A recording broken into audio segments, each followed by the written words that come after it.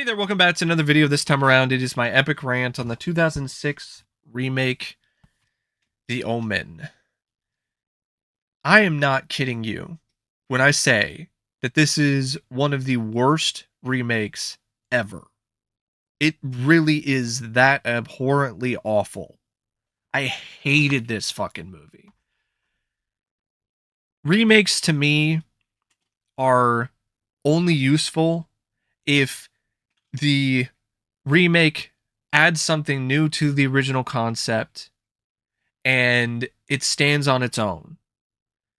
If it fails to do either thing, it's pointless and it's frustrating because it all it does by existing is damage the legacy of the original film, damage my eyes and my ears, and just exists solely as a soulless cash grab. And it also takes away the ability for other original ideas and original stories to get made because this shit comes out in theaters and this shit gets greenlit instead of an original concept or an idea. And I don't understand what even was the point of an Omen remake to begin with from the beginning. Like, I think the original still holds up fairly well. The sequels, are of varying quality, but I think the franchise had already run its course at this point, and a remake was absolutely pointless and unnecessary. And after seeing the film, yeah, that is astoundingly clear. It's directed by John Moore, who to me is an absolute hack of a filmmaker. So that's already a bad sign. That's already a issue that is definitely going to affect the film and its quality. I mean, why this guy? He's not even a good fit for an Omen remake because I don't even think he even directed a horror film before this. He's never directed things that are subtle or have nuance or are eerie or creepy or have atmosphere. Like, this is a guy who did Behind Enemy Lines and the Max Payne remake and would later on do the last Die Hard film, A Good Day to Die Hard. This isn't the guy who should be directing an Omen movie. And it's painfully obvious when you see the film because so many scenes in the movie are either shot like one of his overblown, over the top action thrillers, which is the wrong tone visually for a horror film, or they're boring and devoid of any real energy or life to them in terms of the dialogue scenes or the scenes between characters or the exchanges between different people or scenes that are supposed to establish some sort of atmosphere. And The Omen is a series that's pretty infamous and well known for its kills. And John Moore doesn't know how to shoot these scenes to save his life. He shoots them in ways that are just comical. And honestly, so bad that they play out like they should have a cartoon soundtrack, complete with cartoon sound effects. Like, it really does come across that way. And the attempts at trying to be creepy were just cringe on unbelievable levels. And the moments when he's trying to shoot scenes that are supposed to be action packed were also really awful. Just the direction entirely, for the most part, is just a poor, pathetic excuse when it comes to the film's visual style. It's horribly inconsistent, and there are multiple scenes in the film where it'll be shot kind of in an average, tolerable way, but then it'll just randomly be full of quick cuts and shaky cam and obnoxious camera swings and movements, and it just gives you a headache. So yeah, I genuinely feel John Moore did a awful, just terrible, just absolutely atrocious, bad job directing this movie. Just a piss poor, really improper fit for the Omen franchise. And he doesn't bring any passion to it either. Like, it's a very soulless looking film, which is fitting because it doesn't have a soul. And I also don't understand why, okay, this is a horror film for John Moore. This is a different sort of genre for him. Maybe he would try harder. But then again, I'm kind of glad that he didn't, because then the film would be even more obnoxious and irritating visually. Because the guy, he's the type of director who thinks he's better than he actually is. So he does a lot of shots that he's not really that capable of doing, but he does them anyway, and it just comes across as amateurish and annoying. And so I'm kind of glad that he in the end just half-assed it and did it for a paycheck, because if John Moore was really trying, then this would have been even worse, and that's saying a lot. The film was written by David Seltzer, who wrote the screenplay for the original, and I do not understand why he decided to do this remake other than for money. Like, that has to be the only reason why he did this. I hope the paycheck was worth it, man. I really do. Because this is a shit stain on your legacy. Because this is one of the laziest Xerox copy and paste scripts that I've seen in a long, long fucking time. There are multiple lines of dialogue, and there are multiple scenes in this script that are just the exact same as the original film. I'm not kidding. Like, exact lines of dialogue, exact structure. And the only differences when it comes to the script and the story are really minimal. And they're not really anything that makes the Omen better. And in all honesty, they make the Omen worse. So it's not only the Omen again, but it's a really bad version of the Omen. Like, you can knock Omen for the Awakening till the cows come home, because that movie's bad, but at least that it did make more of an effort to try to be a little more different and not the same film, even though in a lot of ways it was just a knockoff of the first movie. But that did a better job being a knockoff than the Omen remake, written by the same guy who wrote the Omen. And what do I mean by this? The opening of the film is a little different, with these different disasters and these priests. I believe it's like at the Vatican, and they are seeing all these prophecies align, and they mention that, oh, okay, the end times are upon us. Like, this is actually happening. This is for real. One of those disasters is 9/11, which I thought was insulting. I'm like, really? You're going to show me scenes of the 9/11 terrorist attacks while you're terrorizing me with this terrible film? You don't need to double down. That was not needed. And so you have that.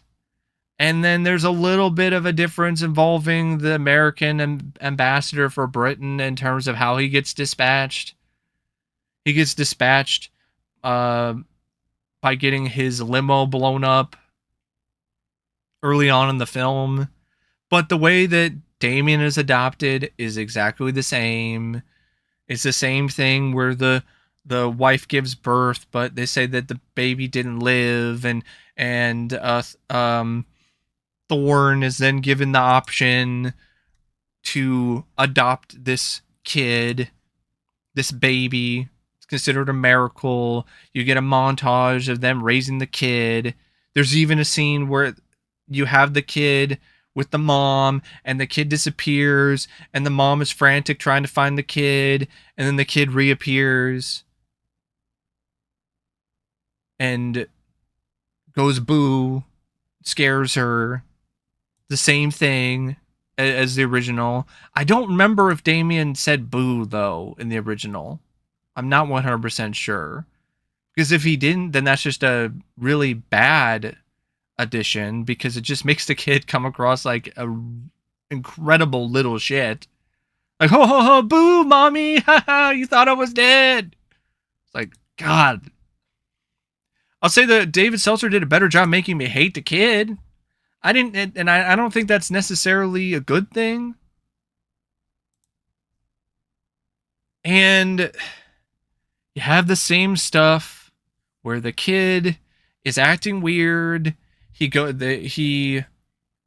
with the Thorns to church and freaks out and scratches the mom, but this time scratches her in the forehead. And there's the same thing with the monkeys at a zoo, but instead of it being at a safari with a car and it being a genuinely harrowing and intense, well shot, well written, well done scene, it's just a really weak rehash that involves the mom and Damien going to an indoor zoo. The apes, the monkeys kind of freaking out a little bit, being scared by Damien. And then you have a gorilla that tries to break through the glass a couple times. And that's it. The gorilla doesn't even break through the glass and go ape shit. Like, if you're going to do this, if you're going to remake the Omen, why don't you just, like, go crazy with it? Why don't you, if you already have a gorillas and a gorilla's already trying to break through the glass, why don't you have a gorilla break through the glass and just go ape shit crazy and attack everybody? Attack people in the zoo. It's mass carnage. It's mass hysteria. It's like Planet of the Apes. Like, why not go that route? Why hold back? You just made that scene worse by doing it again because you didn't go all out with it. And the same thing happens with Damien's mom, where she's trying to do something and she's standing on a table. Instead of a fishbowl falling down on the ground, it's a potted plant. Very minor difference. The kind of difference that you might not even notice. And instead of it being a tricycle that knocks her over and knocks her onto the banister and she's holding on for dear life, it's a razor scooter, which just horribly dates this film to the 2000s. I'm like, tricycle's kind of timeless. A razor scooter? What? Did this film get made because it was it was an endorsement for Razor? Like, did Razor give you some money and that's why you made this remake? You should have told Razor to fuck off. Like, nah, we don't need another Omen movie. We don't need an Omen remake. We don't need your Razor scooter money. Scoot on out of here. But yeah, same sort of thing. The same stuff with her being pregnant. The same stuff with the crazy priest who's mad and is going up to Robert and trying to warn him about Damien. But the only difference is he actually does finish the word and says that his mother was a jackal. The guy even gets killed the same way with the pole, the lightning rod that falls off the church and impales him. Same thing. You got the same stuff with the photographer, and even the exact same way the photographer meets Robert, where they bump into each other.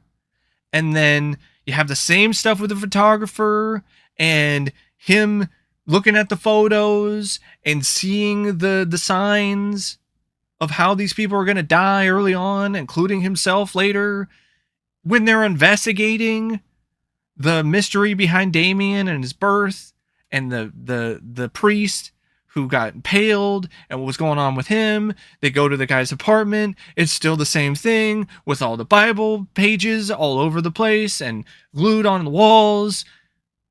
They go to the monastery or whatever it is, and they find the other priest who survived the fire. And that scene is so bad. The makeup on that guy is fucking ludicrous. Like, the makeup wasn't the best on the burn guy in the original, but like, this shit takes the cake. It looks like fucking Voldemort if his face melted. Like, it was just Or what was his name?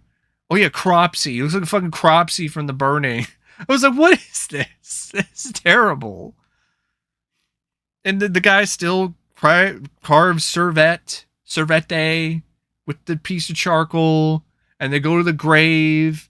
They go to the graveyard. Same thing where they find the jackal in the grave, and they find the other grave of what is supposed to be Robert's son, and you see the baby skeleton with the hole in its head. You get some random dream scenes interspersed with the mother.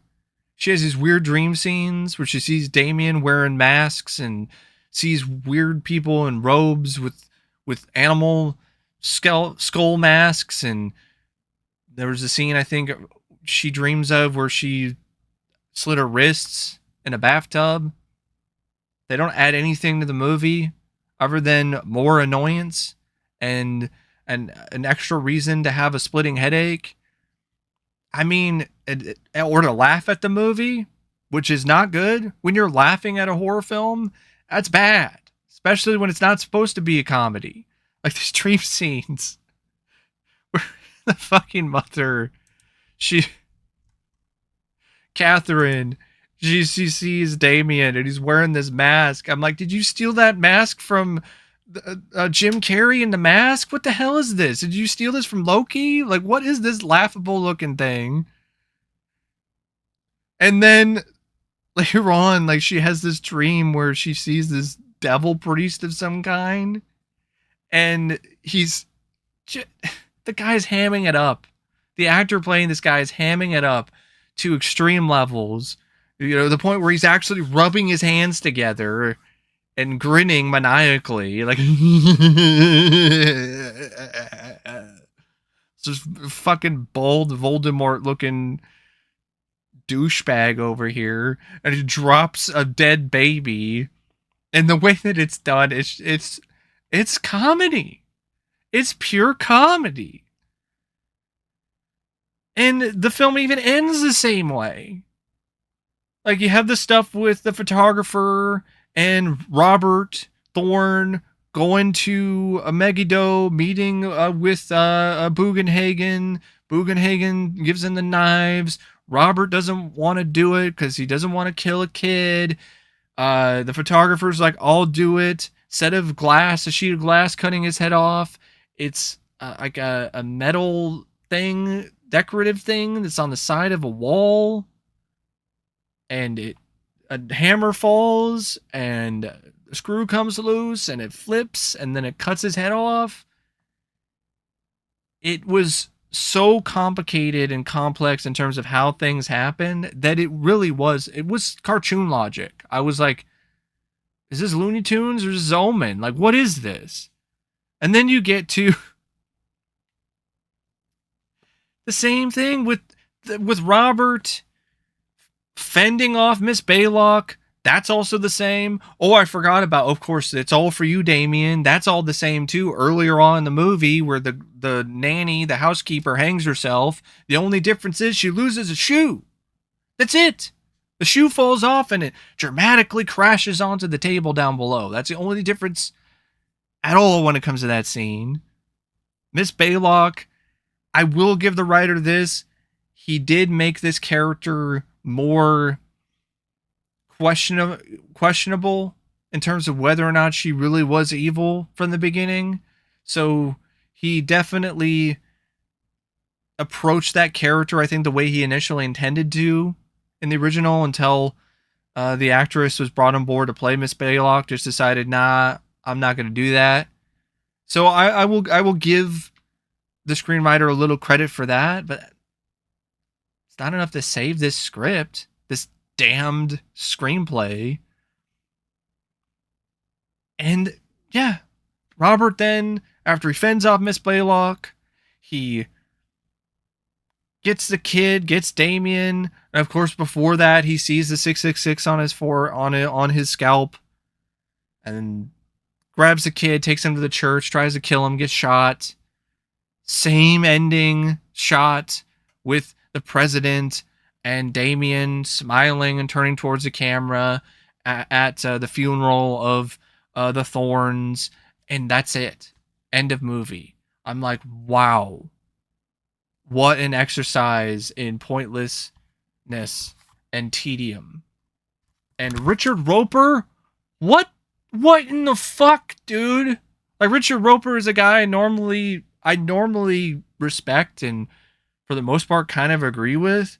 Haunting, a top-notch scary movie. Did you get paid under the table for that review? Did you get some of the Razor Scooter money to say that shit? There's nothing haunting about this film.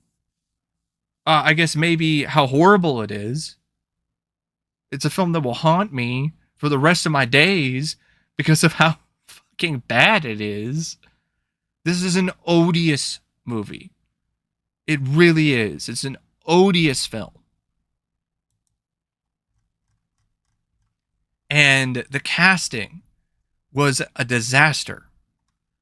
No one involved in this movie except for maybe Mia Farrow. I will say it's almost a total disaster, but Mia Farrow, she's trying. She has a shit script to work with, but man, is she trying her damnedest to try to make her part work. But Liev Schreiber is Robert Thorne, Julia Stiles is Catherine, Seamus Davey-Fitzpatrick is Damien, David Thewlis is Keith Jennings, Pete Postlethwaite is Father Brennan, Michael Gambon as Bugenhagen. Like, everyone involved here who is a part of the main cast other than Mia Farrow are just inept, have no life to their performances. It is really something else to see.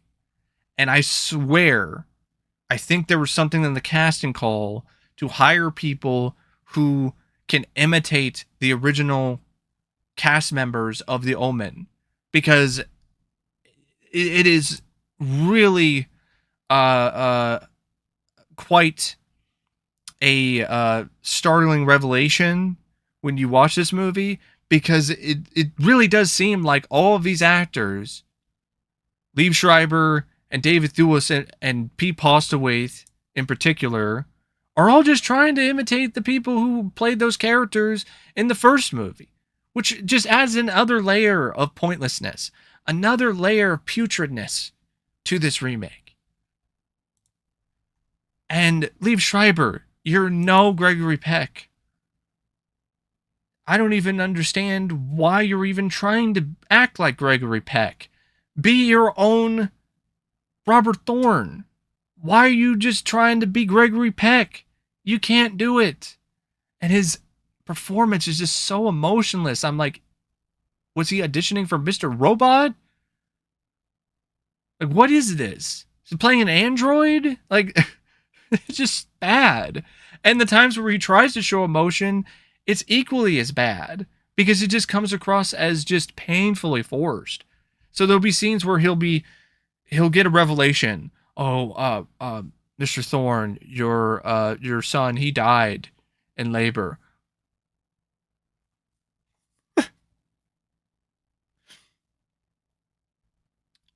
Okay, is there anything that can be done? Like that's really the kind of performance you get from him. Like, he'll have moments where he'll be like looking like he's about to turn into a blubbery mess, and then, okay, gotta keep it together. Gotta do my best Gregory Peck impression. And then the other times he shows no emotion at all, when he should. Like when he finds out that his son was murdered by these clandestine Satanist priests. So they murdered him. Oh no. They murdered my boy. Oh well. And then you got David Thewlis as Jennings, the photographer. It's like, You honestly owe David Warner some money. You should have donated your entire paycheck for this film to David Warner because you just copied him for the entire film. And Julia Stiles is terrible. She's really bad in this. This is one of her worst performances, if you ask me. Just awkward. Her line delivery is stilted. You don't buy a single word she's saying. And she has zero chemistry at all with Liev Schreiber. You don't buy them as a couple. They don't work together at all. They're a really bad fit, just like John Moore is for the film. And the same writer who's just doing it for a paycheck is for the movie. You know, the same writer as the first film, David Seltzer. And like, other than Mia Farrow, it's just all the same kind of performances as what you saw in the original film, or performances that are done significantly worse, like Seamus Davey-Fitzpatrick as Damien. This kid, I mean, this kid can't act. Like, this kid has no personality, no on-screen charisma. You don't buy him as the devil's child. He just looks like the typical kind of kid that would be an extra in a movie and have no lines of dialogue. Anytime he's trying to be creepy, it's laughable because it really just looks like he is trying to hold in a fart or something. And it's just a really lame performance, even for a child actor. He just has this similar, just same look on his face all the time, where he just looks like, I don't know, he looks like he's drugged, like they gave him some antidepressants or something. He's just like, I think that's supposed to be like intense or kind of creepy or eerie, but the way that it's handled and the way that the kid does it, it doesn't come across that way. It just doesn't at all. And also the way that he played the character, I just hated this kid. I didn't feel any sympathy for the kid like in the original or in some of the other movies. I like when the whole bit at the end was happening and his dad was gonna kill him, I was like, do it. Like, I did. It wasn't just because he's the Antichrist. It was like, no, just do it, please, so I don't have to watch this fucking kid anymore. And his just really bad attempts to try to pout at the camera. But yeah, you can't even get the kid right, and that's the big thing that you have to get right when it comes to an Omen movie or a remake of the Omen if you're going to do one. Which you never should have done one to begin with, even though it made a lot of money, which sucks. Like 125 million worldwide. Why did so many people fall for this fucking crap and go see this movie? Just because of the marketing? 666, 2006. And it's not impressive from a technical standpoint either. When it comes to cinematography by Jonathan Sala or the editing by Dan Zimmerman, the cinematography at times, along with the direction, there's a lot of shots where it's just too soft focus or the lighting is just off. Like, it's just too white in scenes. Like, it's just the white balance is just turned to 11. And there's other scenes where it just doesn't look good. It's not a good looking film either from a visual standpoint. It's a bad looking movie. It looks cheap at times. It doesn't even look like it cost 25 million. And the score by Marco Beltrami. Man, this is about as subtle as getting whipped in the face with a belt. What the hell was up with this score? It was another one of those scores that's just trying way too hard to be scary to the point where it just turns into a laughable joke. It just doesn't add anything to the scenes that it's in. It's too overbearing. It's too over the top. It doesn't even incorporate any elements from the original score. You would think that maybe, okay, it's going to have some of Jerry Goldsmith's, iconic Santos, Demonus. Like something like that. No, it's just this generic score. And the score doesn't even sound like it fits in a horror film half the time. It sounds like a score for a sci-fi movie. I swear to God, it sounds like a score for like Supernova or something. It doesn't even sound like a score for the Omen. And it's not paced well either. 110 minutes and it feels like 310 because there's barely anything new that's brought to the table when it comes to the story or elements that are different from the original, and anything that is new, it's not really handled that well or anything that's that memorable or that strong. And so the majority of the movie, like 95% of the film, is just the same shit as the original Omen, but done significantly worse. It is a torturous experience. It really is. It's a torturous film to sit through. I never want to watch this fucking shit ever again in my entire life.